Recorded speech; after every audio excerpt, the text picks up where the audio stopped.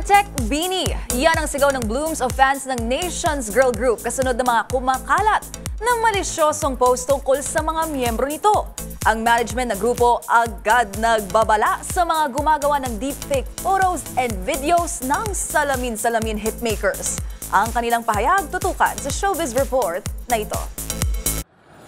Nagbabala ang management ng Nations Girl Group Bini laban sa mga gumagawa ng malisyosong post tungkol sa mga miyembro nito. Batay sa pahayag ng Star Magic, nakarating sa kanilang atensyon na may mga kumakalat na edited deepfake images and videos ng pantropiko hitmakers.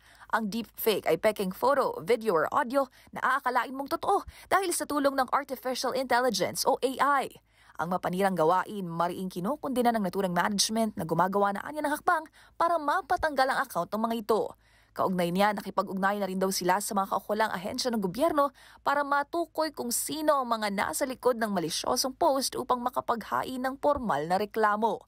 Sa huli, nangako ang management ng Bini na patuloy na imomonitor ang ganitong mga gawain dahil top priority na nila ang kaligtasan at well-being ng Nations Girl Group. Hanggang sa ngayon, trending ang hashtag Protect Bini.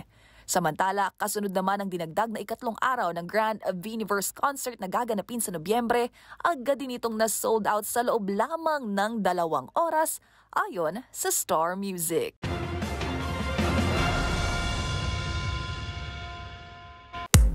Para sa MBC TV Network News, ito po ang Showbiz Angel Angelica Cosme. Una sa Pilipinas, una sa Pilipino. Balik